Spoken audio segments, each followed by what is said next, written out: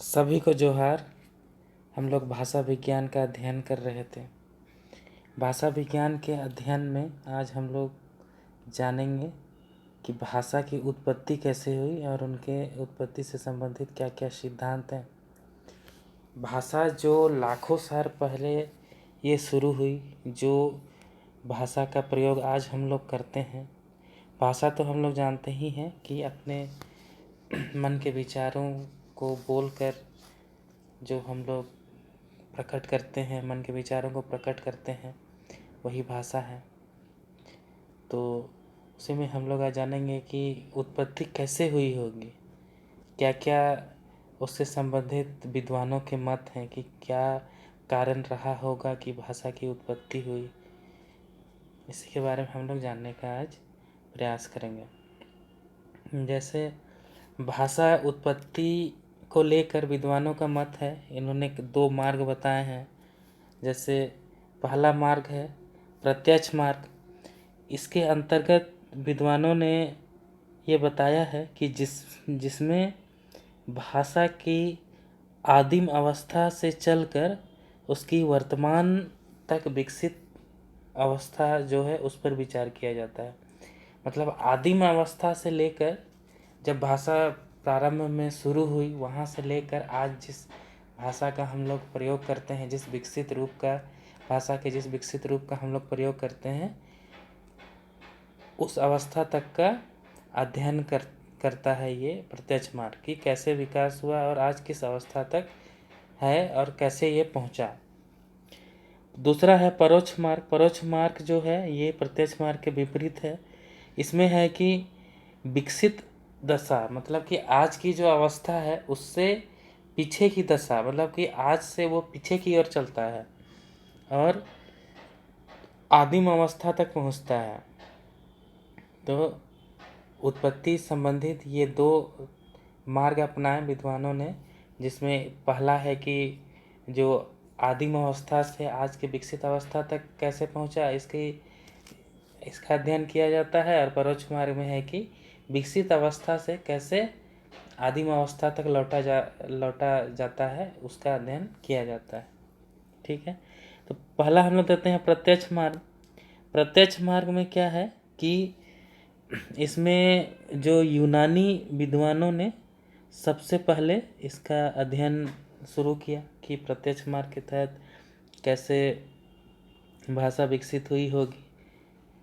Old जैसे भाषा की उत्पत्ति के संबंध में प्राचीनतम विचार यूनानियों ने दिए। ओल्ड टेस्टामेंट में भी इस संबंध में प्रत्यक्ष और अप्रत्यक्ष रूप से बात कही गई है। ठीक है, और इसमें हम लोग जानेंगे कि प्रत्यक्ष मार्ग के तहत 18वीं सदी में ये पूछता है कभी कभी कि जैसे कुछ विद्वानों का नाम दे देगा, ये प्रत्यक्ष मार्ग के हैं, परोक्ष मार्ग के हैं, ये सब कभी कभी पूछता है। 18वीं सदी में जैसे गियाम टिस्का थे, ब्रासेस थे, कांडिलॉक थे, रूसो, हर्डर, इन सब का नाम प्रमुख है, ये याद रखना है। फिर 19वीं सदी में नवायर, ग्रिम, राय, Darwin, Humboldt, Schleicher, Ernest Renan, Jefferson, Max Muller, Geiger, स्टाइथल, स्वीट, मार्टी, स्पेंसर, फिर रेगनॉड और टेलर, इन सब का नाम है 19वीं सदी में। 18वीं सदी में उन लोगों ने किया, इन लोगों ने 19वीं सदी में किया। फिर 20वीं सदी में है जैसे वुंट हैं, डिलेगुना हैं, बर्नार्ड शो, होनिक्सवाल्ड हैं, रेवेज हैं, जॉनसन हैं, हम्फ्री हैं, समरफेल्ड आदि का नाम आता है प्रत्यक्ष मार्ग के तहत। तो प्रत्यक्ष मार्ग में ये सब अपने अपने विचार इन्होंने दिए हैं। इन्होंने किस किस सिद्धांत को अपनाया है इसके बारे में हम लोग जानते हैं। जैसे आगे देखते हैं, पहला सिद्धांत जो जैसे है, जिसको कि देवी उत्पत्ति का सिद्धांत कहा जाता है। इस सिद्धांत में एक सीधा मत ये है कि भगवान ने ही पूरी सृष्टि की रचना की है। पेड़ पौधा, पहाड़ पर्वत, सभी की रचना भगवान ने की है। तो भाषा की रचना भी भगवान ने की है। जब भगवान ने मनुष्य की रचना कर उसे पृथ्वी पर भेजा, तो ऐसे ही नहीं भेजा होगा, उनने कुछ अपने विचारों के आदान प्रदान के लिए कुछ भाषा जरूर सिखा कर भेजी होगी। ये इस सिद्धांत के तहत ये मान्यता है। इसमें कहा गया है कि भाषाओं की उत्पत्ति के संबंध में सबसे प्राचीन मत है। ये याद रखना है कि ये सबसे प्राचीन मत है। इसमें संसार की अनेक वस्तुओं की रचना जहाँ भगवान ने की है, तो भाषा की भी रचना भगवान ने ही की है। सीधा सा है। इसमें है कि जैसे संस्कृत को देव भाषा कहा गया है, संस्कृत में ही हमारे वेदों की रचना हुई है। ऋग्वेद, सामवेद, यजुर्वेद, अथर्ववेद, इन सब की रचना संस्कृत में हुई है।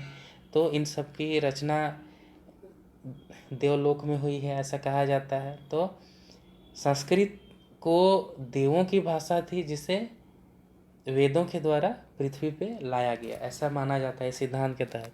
तो संस्कृत देव भाषा है। जैसे पाणिनि ने भी अपने व्याकरण अष्टाध्यायी में जो 14 मूल सूत्र दिए हैं, उन्होंने कहा है कि ये शंकर भगवान के डमरू से निकले माने जाते हैं, उनके डमरू से ये निकले हैं, ऐसा इन्होंने माना है। बौद्ध लोग पाली को मूल भाषा मानते हैं। उनका विश्वास है कि यह भाषा अनादिकाल से चली आ रही है, मतलब पाली सबसे प्राचीन है और ये अनादिकाल से ये चली आ रही है। देवताओं ने मनुष्य को ये भाषा सिखाई है। जैन लोग भी मानते हैं कि अर्धमागधी जो है केवल मनुष्यों की ही नहीं अपितु देव, पशु, पक्षी सभी की भाषा है, इनका ऐसा मानना है।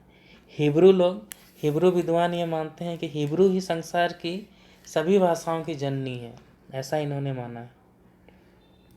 ये देव उत्पत्ति का सिद्धांत है। इसमें है कि जिस भाषा के जो विद्वान हुए, उन्होंने अपनी भाषा को देव भाषा मान लिया है ना। जैसे मुसलमान लोग ये कुरान को खुदा का कलाम मानते हैं, तो फिर उन्होंने ये लिखना है कि खुदा ने इसकी रचना की है, तो उसकी जो भाषा है वही देव भाषा है, वही खुदा की भाषा है, ऐसा उन लोगों का मानना है। फिर ये आदम हवा, जिसको कि प्रथम मानव कहा जाता है, प्रथम पुरुष और प्रथम स्त्री माना जाता है, हिब्रू जो भाषा है वो आदम और हवा की भाषा है, ऐसा हिब्रू के विद्वानों का मानना है कि भगवान ने, ऊपर वाले ने हिब्रू भाषा आदम और हवा को सिखाकर भेजा था। ठीक है, ये तो हो गया। इसमें है कि अब आगे इसके कुछ कटाक्ष भी हैं, कटाक्ष दिए गए हैं कि मतलब कि अगर देवताओं की ये भाषा है, तो फिर जितने भी अगर भाषा देवताओं द्वारा दिया गया है, तो जितने भी मानव, पशु, पक्षी जितने भी हैं, सबकी भाषा समान होनी चाहिए, ऐसा तर्क दिया गया है। जैसे देखें, यदि भाषा की देव उत्पत्ति हुई होती तो सारे संसार में एक ही भाषा होती, तथा बच्चा जन्म से ही भाषा बोलने लगता है। इससे सिद्ध होता है कि यह केवल अंधविश्वास है और इसका कोई ठोस सिद्धांत नहीं है। जब तकनीकी विकास नहीं हुआ था, भाषा विज्ञान का पूर्णतः विकास नहीं हुआ था, तब इसी सिद्धांत की मान्यता थी। अब ये सिद्धांत में बहुत सारे परिवर्तन आ रहे हैं। कहा जा रहा है कि मतलब कि ये भाषा का कोई ठोस सिद्धांत नहीं है। इसके एवज में कुछ प्रयोग भी किए हैं। मिस्र के राजा सेमेटिक्स, फ्रेडरिक द्वितीय, स्कॉटलैंड के जेम्स चतुर्थ तथा अकबर बादशाह ने भी भिन्न भिन्न प्रयोगों द्वारा छोटे शिशुओं को समाज से पृथक और एकांत में रखकर देखा कि उन्हें कोई भाषा आती है या नहीं। मतलब इसी सिद्धांत के आधार पर छोटा बच्चों को एकांत में रखा और देखा कि उन्हें कोई भाषा वो लोग सीख पाते हैं या नहीं। अगर भगवान भाषा सिखा करके भेजता है तो स्वतः उनको कुछ न कुछ भाषा तो आनी चाहिए, लेकिन ऐसा नहीं हुआ। सबसे सफल प्रयोग अकबर का हो रहा। अकबर ने जिन 2 लड़कों को मतलब कि अलग रखा था, समाज से अलग रखा था, वे गूंगे निकले। इससे सिद्ध होता है कि भाषा प्रकृति द्वारा प्रदत्त कोई उपहार नहीं है। मतलब भाषा को सीखा जाता है, ये कोई उपहार नहीं है, उपहार स्वरूप इसे नहीं दिया गया है। भाषा में नए नए शब्द आते हैं और पुराने शब्द हैं जो प्रयोग के क्षेत्र से बाहर हो जाते हैं। ये तो हम लोग भी देखते हैं कि पहले जिस शब्दों का हम लोग प्रयोग करते थे, अब वो शब्दों का प्रयोग नहीं होता है। तो भाषा सीखी जाती है, ये कोई देवों द्वारा प्रदान की गई नहीं है। आगे हम लोग देखते हैं दूसरा सिद्धांत है संकेत सिद्धांत। संकेत सिद्धांत है जिसको कि निर्णय सिद्धांत भी कहते हैं। इसमें ये कहा गया है, ये जानना जरूरी है, ये पूछता है कभी कभी कि इसके प्रतिपादक कौन है। तो रूसो हैं इनके प्रतिपादक, फ्रांसीसी इनके प्रतिपादक। इसमें कहा गया है कि प्रारंभिक अवस्था में मानव ने अपने भावों विचारों को अपने अंग संकेतों से प्रेषित किया। अपना जो विचार है उनको अंग के संकेतों से वो प्रेषित किया। बाद में जब कठिनाई आने लगी तो मनुष्य सामाजिक समझौतों के आधार पर विभिन्न भावों विचारों और पदार्थों के लिए अनेक ध्वन्यात्मक संकेत निश्चित किए। यह कार्य सभी मनुष्यों ने एकत्र होकर विचार विनिमय द्वारा किया।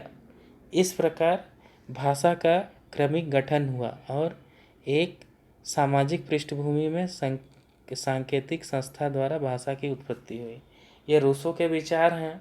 रूसो इसके प्रतिपादक थे, तो उन्होंने ये विचार दिया कि प्रारंभ में मनुष्य शरीर के अंगों द्वारा संकेतों से अपने विचारों का आदान प्रदान करता था। जब उसमें कठिनाई आने लगी तो एक संस्था बनाकर, एक संगठन बनाकर इन्होंने भाषा के विभिन्न शब्दों का उत्पत्ति किया। इस संकेत सिद्धांत के आधार पर आगे चलकर रचई, राय, इन सब का नाम याद रखना है, रचई, राय, जोहानसन आदि विद्वानों ने इंगित सिद्धांत का भी प्रतिपादन किया। तो ये पूछता है कभी कभी इंगित सिद्धांत का प्रतिपादन किसने किया। रचई, राय, जोहानसन प्रतिपादन किया, जो संकेत सिद्धांत की अपेक्षा कुछ अधिक परिष्कृत होते हुए भी लगभग इसी मान्यता को प्रकट करते हैं। तो ये सिद्धांत भी यही बोलता है कि पहले अंगों के द्वारा संकेत दिए गए, फिर एक संगठन बनाकर, संस्था बनाकर इसका फिर ये किया गया कि कैसे भाषा मतलब कि शब्दों का गठन किया गया। ठीक है, अब इसके विरोध में भी कुछ तर्क दिए जाते हैं। यह सिद्धांत यह मानकर चलता है कि इससे पूर्व मानव को भाषा की प्राप्ति नहीं हुई थी। यदि ऐसा है तो अन्य भाषाहीन प्राणियों की भांति मनुष्य को भी भाषा की आवश्यकता का अनुभव नहीं होना चाहिए, है ना। इसमें माना जाता है कि भाषा पहले से नहीं दिया गया था, तो ठीक है, नहीं दिया गया था तो अन्य जितने भी भाषाहीन प्राणी हैं उनको उन्हीं के अनुसार मनुष्य को भी भाषा की आवश्यकता का अनुभव नहीं होना चाहिए, ऐसा तर्क दिया जाता है। जिन विद्वानों के लिए संकेत निश्चित किए गए, जिन वस्तुओं के लिए संकेत निश्चित किए गए, उन्हें किस आधार पर एकत्रित किया गया। हाँ, जैसे किसको बर्तन बोला गया, किसको जो भी नाम दिए गए वस्तु, पेड़ पौधा, लकड़ी, कुल्हाड़ी, औजार, जो भी, वो कैसे दिए गए होंगे।